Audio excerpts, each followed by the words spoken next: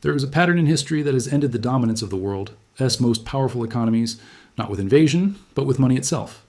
In 16th century Spain, silver flooded in from the Americas, prices quadrupled by 1600, and the empire defaulted on its debts 4 times. In 1929, the United States watched commodity prices collapse by more than 50% in 3 years, triggering a global depression. In 1971, President Richard Nixon severed the dollar from gold, and within a decade, inflation had surged past 13%, while gold rose 24 times. Different centuries, different systems, same sequence. And right now, in 2025, record highs in gold and silver are flashing the same warning signal again, pointing to something far bigger than inflation or speculation. And here's what should terrify you. Every time precious metals enter this phase, it means confidence in the existing system is already breaking. This is the story of record gold and silver boom. Are we in stage 6 of a precious metals supercycle? And why history suggests we are far deeper into the pattern than anyone wants to admit. Before we go through this pattern and the moments when it reshaped entire civilizations, you need to understand what a precious metals supercycle actually means. Not in theory, in practice. This isn't just about gold prices or silver charts climbing on a screen. It's about confidence. Confidence in currency. Confidence in governments. Confidence in the promise that money today will still mean something tomorrow. At first, the system looks stable. Paper claims multiply faster than real assets. Debt expands because it can. Growth feels permanent. But then, something shifts, quietly. Capital stops chasing returns and starts chasing safety. That's when gold and silver stop behaving like commodities and start behaving like warnings. When this phenomenon begins, it doesn't unfold slowly over centuries. It compresses. It accelerates. Prices don't rise because metals are suddenly more useful. They rise because trust is evaporating elsewhere. This isn't a hedge. It's a signal. That's not theoretical. That's documented history. Every time monetary systems stretch beyond their limits, hard assets reassert themselves. Not because investors are irrational, but because systems always reveal their stress points through money first. People assume precious metals peak at the end of crises. In reality, they rise during the loss of confidence that causes the crisis. By the time the public notices, the cycle is already advanced. Let me show you how this played out 3 times before, and why the same forces are moving again right now. Let's start with Spain, the first global empire built on precious metals, and the first to learn what happens when money stops meaning what it once did. By 1500, Spain had unified its crowns, completed the Reconquista, and positioned itself at the center of a new global system. Then came silver. After the conquest of the Aztec Empire in 1521 and the Inca Empire in 1533, vast deposits were seized. And by 1545, the discovery of Potosi in modern-day Bolivia changed everything. By 1550, Spain was importing more than 150 tons of silver every year. By 1600, that figure approached 300 tons annually. On paper, Spain was unimaginably wealthy. In practice, it produced almost nothing.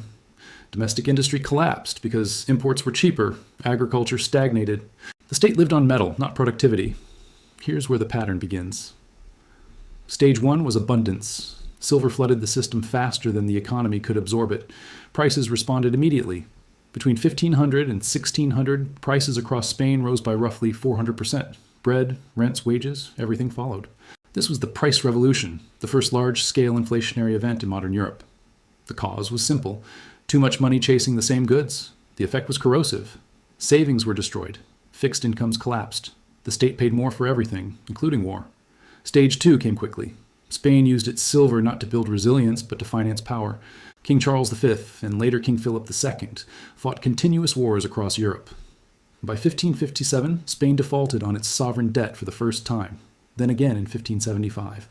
Then again in 1586. 4 defaults in 40 years. Each time, creditors were promised future silver shipments. Each time the system became more fragile. But here's the critical detail. Most of the silver never stayed in Spain. It flowed straight out.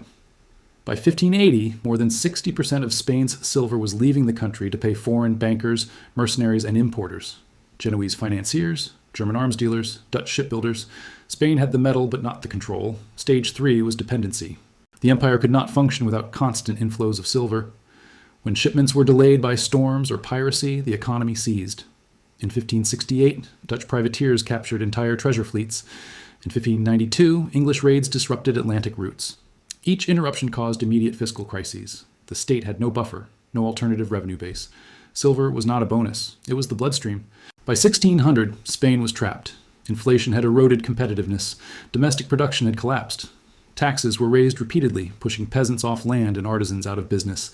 The population of Castile fell by nearly 20% between 1600 and 1650. Less people meant less output. Less output meant more reliance on silver. The loop tightened. Stage 4 was loss of confidence. This is where precious metals flip roles. For decades, silver had been money itself. Now it became a hedge against the state that issued claims on it.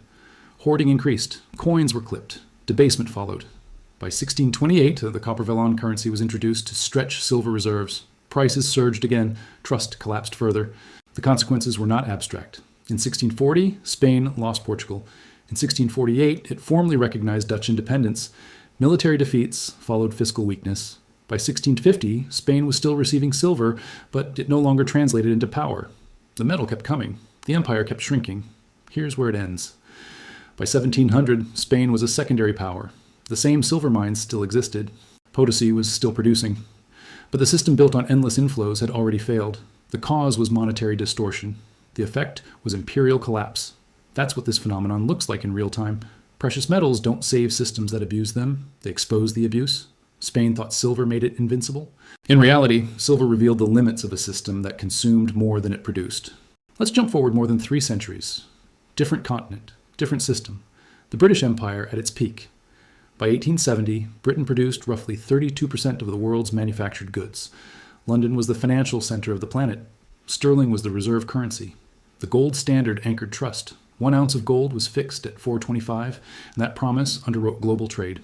At first, the system worked because Britain produced more than it consumed. Coal, textiles, steel, ships. In 1850, Britain controlled nearly half of global shipping tonnage. Gold flowed into the Bank of England because the world needed British goods. Confidence and productivity reinforced each other. Then the pattern began again. Stage 1 was overextension. By 1913, Britain ruled over 412 million people, nearly 1/4 of the world's population. Maintaining that empire required money, troops, and constant borrowing. When World War I began in August 1914, Britain suspended the gold standard within weeks. Gold reserves were drained to pay for weapons, food, and allies. By 1918, national debt had risen from $650 million to over $7.4 billion. That's more than 10 times in 4 years. Just like Spain, Britain believed scale would protect it. It didn't. Stage 2 was monetary distortion. After the war, Britain tried to pretend nothing had changed. In 1925, Chancellor of the Exchequer Winston Churchill restored the gold standard at the pre-war rate, same $4.25 per ounce. Same promise. Completely different reality. Prices had risen, productivity had fallen. The pound was overvalued by an estimated 10%. The effect was immediate. British exports became uncompetitive.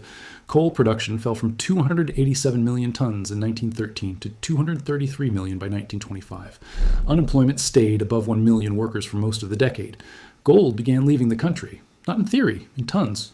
By 1928, Britain had lost more than 200 tons of gold defending the peg.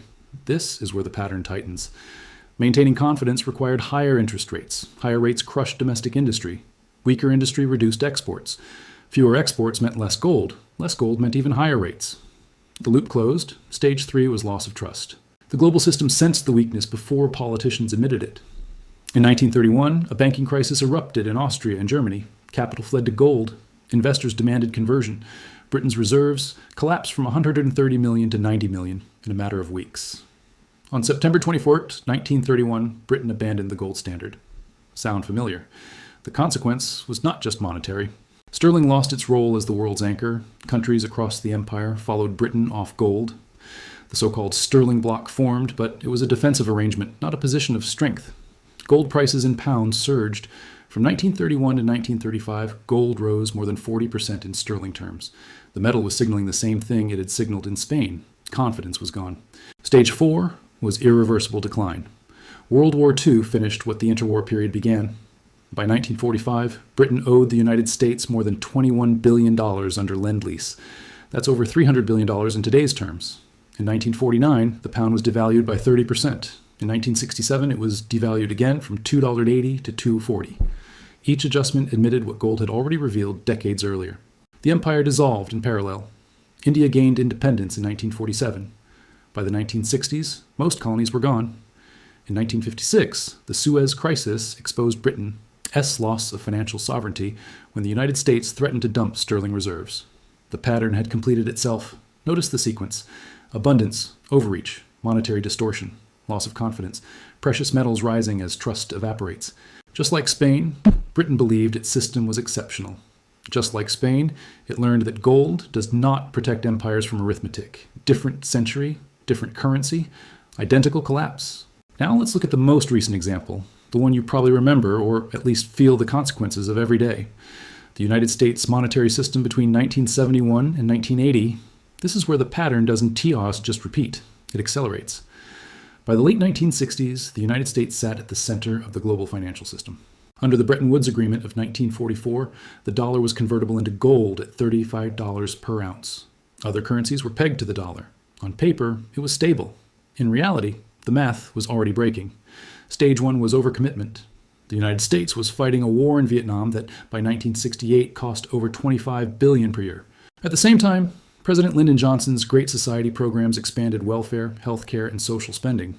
Federal spending doubled between 1960 and 1970. The problem was simple. There wasn't enough gold to back the promises being made. By 1965, U.S. gold reserves stood at roughly 15,000 metric tons. By 1971, they had fallen below 8,200 tons. Foreign governments noticed. France, under President Charles de Gaulle, openly challenged the system. In 1967, France demanded gold for its dollars and sent warships to New York to retrieve it. Britain followed. West Germany followed. The drain accelerated. Stage two arrived abruptly. On August 15, 1971, President Richard Nixon went on television and announced the suspension of dollar convertibility into gold. The Bretton Woods system ended in a single speech. No debate, no vote, just a declaration. The cause was unavoidable, the effect was immediate. The dollar became a pure fiat currency overnight. This is where precious metals change behavior. Gold was no longer money by law, it became money by necessity. In 1971, gold traded at $35 per ounce. By 1974, it had reached $195. By January 1980, it peaked at $850 per ounce. That's a 24-fold increase in less than a decade.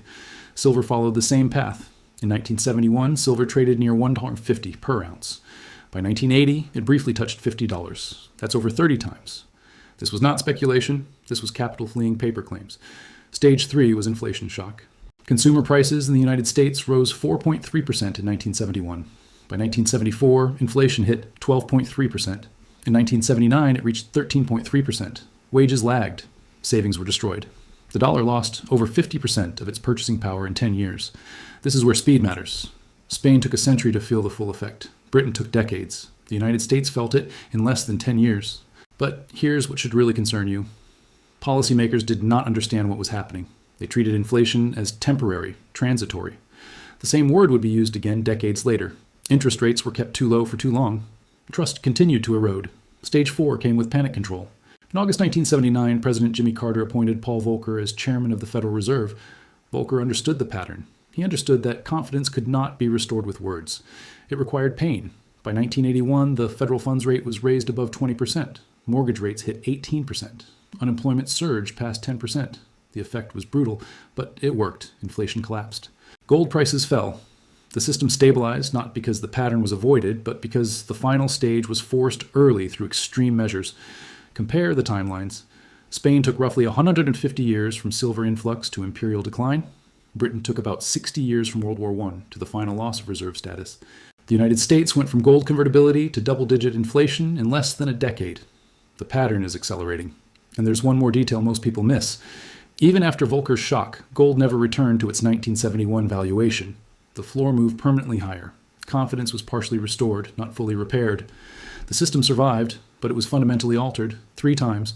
3 dominant powers. 3 moments when precious metals stopped acting like commodities and started acting like alarms. Spain ignored the alarm. Britain delayed responding to it. The United States slammed the brakes at the last possible second. That's why this example matters more than the others. It shows that the pattern doesn't always end in immediate collapse. Sometimes it ends in transformation. But the signal is always the same. When gold and silver move like this, the system is already under stress. 3 examples. 3 different outcomes. 1 identical sequence.